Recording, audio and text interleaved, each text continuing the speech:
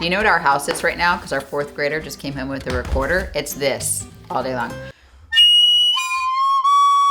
So what we're about to talk about has nothing to do with a recorder. So, yesterday, maybe you saw it, maybe you didn't, but we put out another music video about A.D.D. You down with A.D.D? Yes, O.A.D. You down with A.D.D? Yes, O.A.D. Who's down with it? That is the biggest squirrel I've ever seen.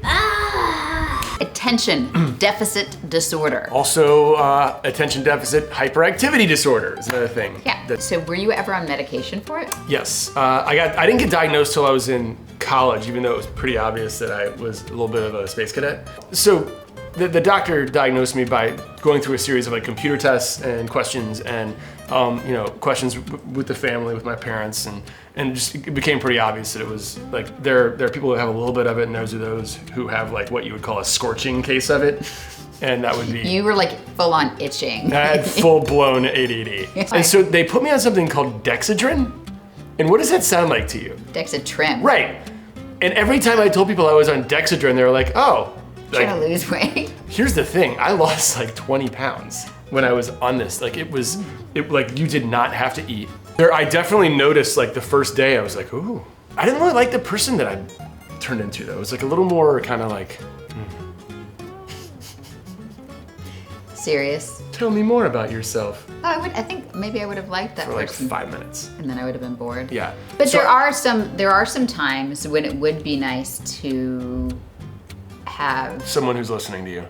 Yeah. Yeah, I agree. People who have ADD, like we can have like great spontaneity and humor and kind of, a lot of times they're sort of the center of attention because they demand it. You know, it's like if I get bored, I'm out of here. So I'm gonna find a way to kind of keep myself involved in this. But I think there's some positives, and we try to hit on that too in the video. Yeah, you know what's great is I found a job where ADD is almost required. You know, my job to put out content that is not boring, and it's been my job for 20 years when I worked in local sports, local news.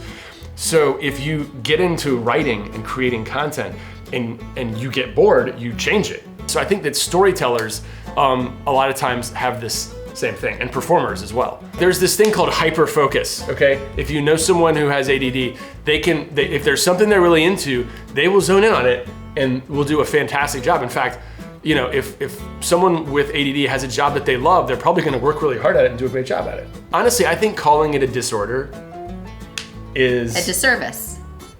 In some ways. I mean, usually you get diagnosed with it when you're a kid. You never wanna hear that when you're a kid.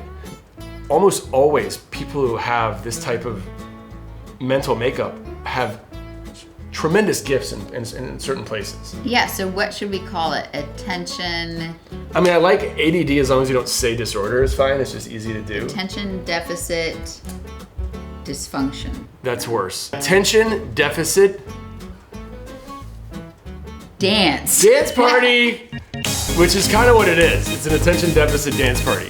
Do you have any more questions? Put them in the comment section. We'll try to answer them. Or if there's anybody who's an actual psychiatrist who wants to correct me for stuff I got wrong, go for it. I'm going with what I know. And does Kim have ADD? We're curious. What were you saying? Oh my gosh, it's totally fake. Anyway, subscribe here and thank you so much for watching. Bye. Squirrel.